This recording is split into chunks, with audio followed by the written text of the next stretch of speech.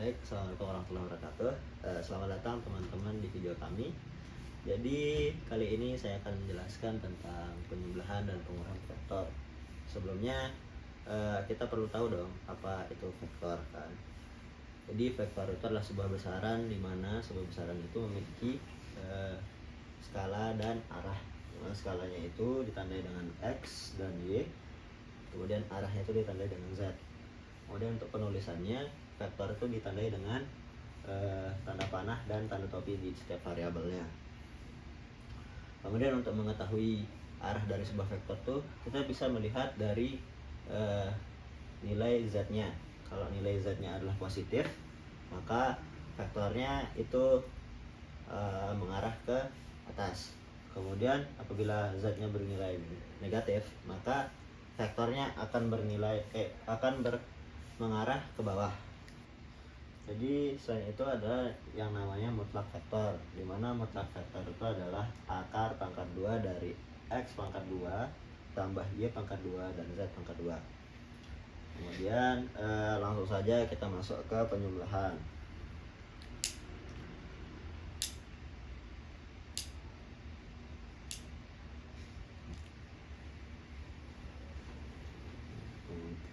Dikarenakan ini sudah memiliki variabel masing-masing dan sudah punya variabel yang sama, jadi tinggal kita kelompokkan saja.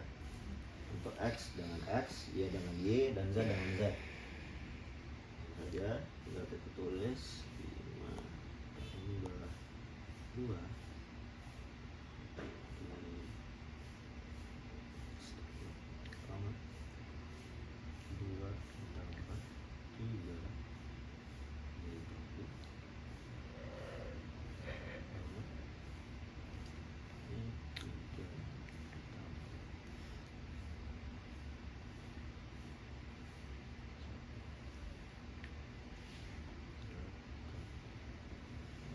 Jadi setelah kita kelompokkan begini, jadi tinggal kita jumlahkan. 5 ditambah 2 hasilnya 7, kemudian 2 ditambah 3 hasilnya 5, dan negatif 3 ditambah 1 hasilnya negatif 2. Tuliskan ini X, ini Y, dan ini Z. Seperti itu. Hal ini juga berlaku di pengurangan ya. Jadi untuk pengurangan,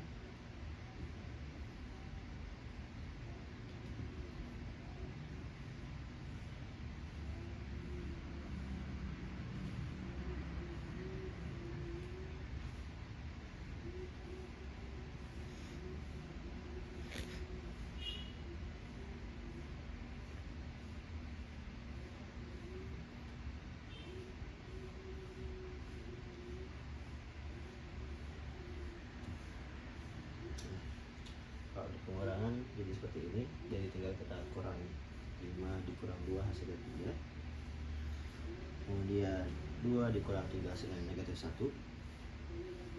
kemudian negatif 1 dikurang 1 hasilnya adalah negatif 4.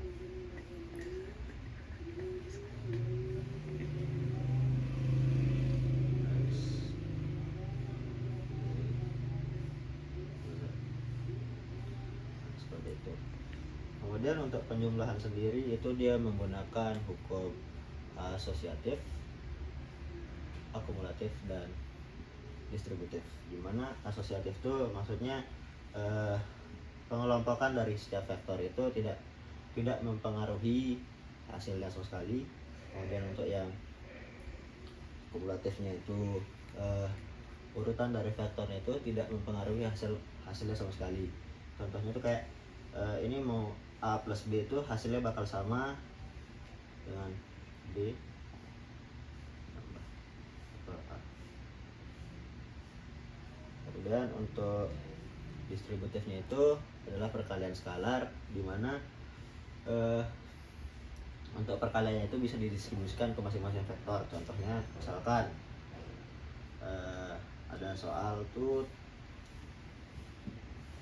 5 kali vektor A tambah vektor B,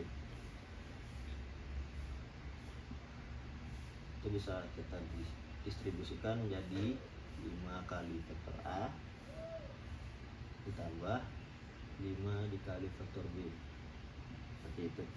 Jadi sekian dari saya, terima kasih. Jadi kali ini saya akan menjelaskan perkalian dot yang ditandai dengan tanda titik dan perkalian cross yang ditandai dengan tanda silang. Untuk perhitungan di perkalian dot ini, yang perlu diperhatikan hanyalah nilai yang sejajar. Misalkan gitu, kita punya data seperti ini, A itu 2x tambah Y tambah 4z gitu. Dan B nya ada X tambah 2Y tambah 2Z misalkan. Tinggal kita kali aja yang sejajar gitu. Kayak misalkan 2x sama X. X ini kan berarti 1 gitu. Berarti 2 jadi 2 dikali 1. Ini untuk yang X. Terus ditambah tambah terus Y berikutnya apa yang sejajar gitu, Y berarti 1 dikali 2. Terus selanjutnya yang Z gitu, sejajar, tambah dia 4 dikali 2 gitu. Udah tinggal dihasilkan saja gitu, tinggal dihitung. Berarti kan 2 kali 1 2, 1 kali 2 ya 2, 4 kali 2 ya 8. Udah dijumlahkan, itu jadinya 12. Itu untuk perkalian dot, sesimpel itu. Intinya dilihat aja yang sejajar. Jika misalkan ada yang nggak ada gitu, misalkan contoh X nya nggak ada gitu, misalkan X nya nggak ada, ya udah dikali 0 aja. Dikali 0 dia jadinya. Oke, sekarang saya akan menjelaskan untuk perkalian crossnya gitu. Sebelumnya saya sudah menjelaskan tentang perkalian dotnya gitu.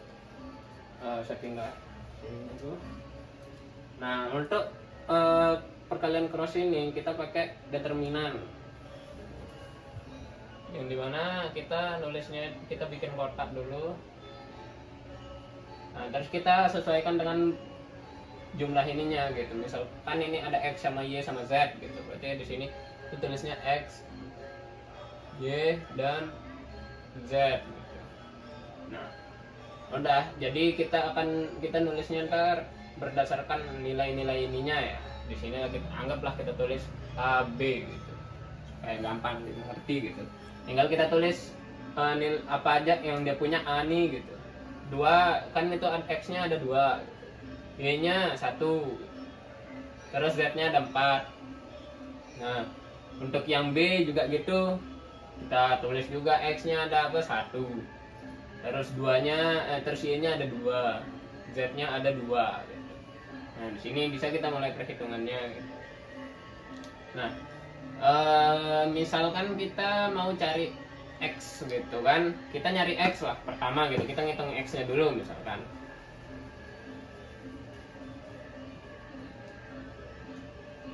Nah, kita cari X nya dulu nih. Karena kita cari X nya kita nggak perlu lihat gitu. Jadi yang kita hitung tuh, yang kita operasikan adalah Y sama Z nya doang gitu. Begitu juga yang selanjutnya, misalkan kita cari Y gitu, Y nya nggak perlu dilihat, jadi yang dihitung X sama Z nya gitu doang. Sesimpel itu sebenarnya. Jadi sekarang misalkan kita cari X gitu, berarti kan X nya nggak perlu. Nah, yang kita perlu kali itu ya yang ini, 1 kali 2 dikurang 4 kali 2 gitu. Langsung aja gitu, misalkan 2 kali 1 kan 2 gitu. Terus 4 kali 2 8. Udah. Nah, karena ini kan X yang kita anuin gitu, jadi kita lihat tulis juga gitu. Nah, selanjutnya untuk yang Y gitu, Y kan karena kita cari Y nya, berarti Y nya kita tutup lah namanya gitu, kita sebut aja tutup. baru kita hitung apa aja yang kebuka. Misalkan X sama Z nih, nah, kita hitung 2 kali 2 4 gitu. Untuk Y nya gitu 4 dikurang, terus 4 kali 1 4 gitu 4. Udah, jadi Y nya udah ketemu nih. Nah untuk Z nya gitu juga sama gitu. Berarti kan kalau Z nya ditutup, X sama Y aja nih yang ada nih, berarti tinggal dikali aja. 2 kali 2 4 dikurang 1 kali 1 1. Udah, Z nya udah ketemu nih. Nah tinggal kita hitung aja deh sekarang. 2 min 8 itu kan berarti min 6 min 6 X berarti kan. Nah sebenarnya di sini tuh ada untuk apa namanya, memang dari anunya, matriksnya itu dia plus minus plus gitu, seterusnya lah gitu, ada berapa gitu. Jadi hasilnya ini dikali dia sama ini nih, jadi kan ini min kali plus gitu ya, tetap min gitu. Jadi kita tetap nulisnya min 6x gitu. Nah untuk 4 kan kita lanjutin, untuk yang 4, untuk yang Y ini dia 0 gitu, berarti ya nggak ada gitu, 0 nggak ada berarti.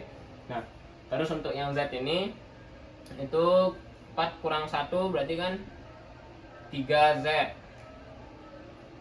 Nah ya sama juga kayak yang ini gitu, kita kali sama ini tadi gitu kan, tapi kan ini memang udah positif, jadi plus kali plus ya tetap plus gitu. Jadi hasil akhirnya itu A cross B ini, untuk yang A cross B itu sama dengan min 6x sama 3z. Nah itu untuk perkalian crossnya gitu. Jadi yang perlu diperhatikan tuh ya cara ngalinya sama yang mana yang dicari gitu, dan sama ini juga sih untuk yang notasinya ini gitu, karena ntar setelah kita ngitung ini kita juga tetap kaliin sama yang itu tadi gitu, supaya kita tahu hasilnya itu, hasil akhirnya ini itu min atau plus gitu. Udah sih, cuma sekian gitu. Jadi di sini saya akan menjelaskan sistem koordinat dari sebuah vektor. Vektor itu kan terdiri dari skala dan arah. Nah, skala dan arah ini kita bisa misalkan dengan dua buah bidang, yaitu kartesian dan silinder. Jadi di kartesian ini dia tuh kan skalanya tuh kan x dan y. Jadi kita membuat x-nya tuh ke bawah, y-nya tuh ke samping dalam bentuk 3 dimensi. Z-nya tuh arahnya jadi ke atas. Nah, kan ini misalnya ini vektor PXY, PXYZ, vektor PXYZ, jadi terbentuk dari X, Y, dan Z ke atas. Kenapa Z-nya ke atas tidak ke bawah? Karena dia berbentuk plus. Kalau semisal dia minus Z-nya, Y itu berbentuk dia ke bawah, arahnya ke bawah. Nah, terus ini dalam bentuk kartesian dan silinder. Di sini silinder itu perbedaan dari kartesian dan silinder itu kan, kalau ini kan sudah ditentukan nih, P sama dengan X, P sama dengan X plus Y. Nah ini titik P. Sedangkan kalau silinder itu, ia itu dari titik 0 ke titik P nya itu ditarik garis, itu membentuk garis vektor R, dan memerlukan sebuah sudut atau theta. Jadi tetanya di sini kita ngambil dari sudut X, dari garis X nya, dan Z nya tetap ke atas. Nah di sini sebuah contoh soal, vektor P sama dengan 2 plus 3Y, 2X plus 3Y plus 5Z. Jadi kita sudah membuat kartesiannya. Jadi di sini ada 2X, 3Y dan 5Z. Kita tarik di sini Y-nya, di sini X-nya. Y-nya ke sana, ke kanan, X-nya ke sini, dan Z-nya ke atas. Nah, setelah kita mendapatkan ini, saya akan mengubah dari kartesian ke silinder. Nah, rumus silinder itu kan vektor P, R, theta, Z kan. Nah, kita udah dapat nih 2X plus 3Y plus 5Z. Cara kita untuk menjadi R-nya. Nah, R-nya itu adalah X kuadrat plus Y kuadrat. Jadi kan kita udah dapat X dan Y-nya. Kita sekarang masukkan X-nya tadi 2 plus 3, 2 kuadrat plus 3 kuadrat. R vektor sama dengan 4 plus 9 dapatlah akar 13 atau bisa asumsikan 3,60. Nah, kita dapat R-nya nih. Sekarang kita untuk mencari tetanya. Tetanya itu rumus teta adalah aksin min 1. Nah, karena ini sin, jadi kita harus mencari depan dan miringnya. Gimana cara menentukan depan dan miring? Semisal di sini kan tadi dapatnya kita 3 kan. Y-nya sama dengan 3. Nah, R-nya kan kita dapat 3,60 atau akar 13. Z-nya untuk Y-nya itu kita dapat tadi 3. 3. Jadi kan depan miring kan, sin itu sama dengan depan per miring. Ya, depannya mana? Depannya itu ini. Y-nya 3. Ini itu depannya. Kalau miringnya itu adalah 3,60. Jadi kita bisa asumsikan 3 per 3,60. Nah, dan cara menghitung ini saya akan menggunakan kalkulator. Hitung aksin 3 per 360 itu mendapatkan nilai 0,98 derajat. Jadi kita tinggal memasukkan R, theta, dan Z-nya. Jadi tadi kan berarti vektor P sama dengan R-nya tadi dapat 3,60 R atap, 0,98 theta atap, dan Z-nya tetap itu 5 Z atap. Sekian dari penjelasan kami. Wassalamualaikum warahmatullahi wabarakatuh.